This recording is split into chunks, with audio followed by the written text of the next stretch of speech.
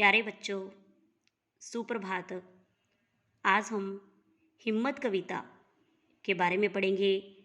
यह कविता कवि बाल मुकुंद गुप्त द्वारा लिखी गई। इनका जन्म 1865 को रेवाड़ी हरियाणा में हुआ था। इनका निधन 1907 को कलकत्ता में हुआ।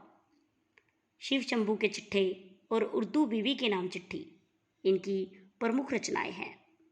इन्होंने हिम्मत, प्रभात, रेलगाड़ी, बाल कविताएं भी लिखी, जिनमें से आज हम हिम्मत कविता के बारे में पढ़ेंगे। कर नहीं सकते हैं कभी मुंह से कहो ना यार, क्यों नहीं कर सकते उसे यह सोचो एक बार।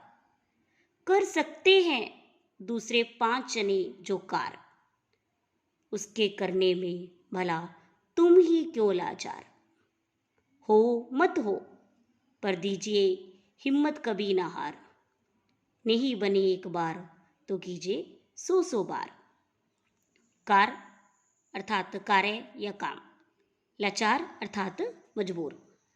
इन पंक्तियों में कवि मनुष्य को कभी भी हिम्मत ना हारने की प्रेरणा देते हुए कहते हैं कि मनुष्य को कभी भी अपने मुख से यह नहीं कहना चाहिए कि यह कार्य नहीं कर सकते, बल्कि तुम एक बार यह सोचो कि तुम इस कार्य को क्यों नहीं कर सकते। जब कोई दूसरे 5 लोग इस कार्य को कर सकते हैं तो भला तुम क्यों मजबूर होकर बैठे हो। वह काम हो चाहे ना हो, परंतु तुम्हें कभी भी हिम्मत नहीं हारनी चाहिए। हमें तो यह सोचना चाहिए कि हम कभी हिम्मत नहीं छोड़ेंगे। एक बार असफल होने पर बार बार प्रयत्न करना चाहिए। कर नहीं सकते कह के अपना मुंह ना फुलाओ, ऐसी हल्की बात कभी भी जी पर मत लाओ। सुस्त निकम्मे पड़े रहे आलस के मारे, वही लोग ऐसा कहते हैं समझो प्यारे। कभी भी ऐसा सोचकर अपने आप से गुस्से मत हो कि तुम यह काम नहीं कर सकते। कभी भी अपने मन पर ऐसी हल्की बात मत लेकर आओ। जो लोग आलसी, सुस्त, निकम्मे होते हैं, वे काम ना करने के बहाने ढूंढते हैं। वही लोग ऐसा कहते हैं कि हम यह काम नहीं कर सकते।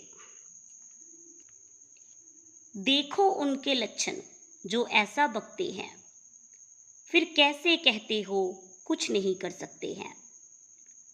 जो जल में नहीं घुसे तैरना उसको कैसे आवे, जो गिरने से हिचके उसको चलना कौन सिखावे।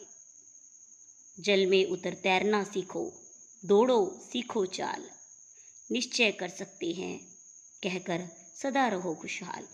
लक्षण अर्थात तौर तरीके या लक्षण।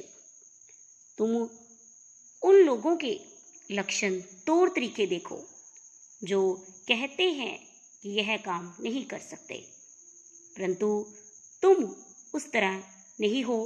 फिर तुम यह क्यों कहते हो कि कुछ नहीं कर सकते। जब तक तुम जल में उतरोगे ही नहीं, तब तक तुम्हें तैरना कैसे आएगा। जब तक तुम गिरने से डरोगे, तब तक तुम चलना कैसे सीखोगे।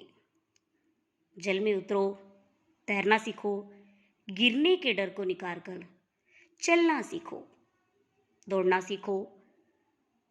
तुम निश्चय करो कि तुम यह कार्य कर सकते हो, और ऐसा कहकर हमेशा ही अपने जीवन में खुशहाल रहो। इस कविता के माध्यम से कवि हमें यह संदेश देना चाहते हैं कि मनुष्य को कभी भी अपने जीवन में हिम्मत नहीं हारनी चाहिए, आलस नहीं करना चाहिए, और दृढ़ निश्चय कर अपने लक्ष्य की ओर बढ़ना चाहिए। धन्यवाद।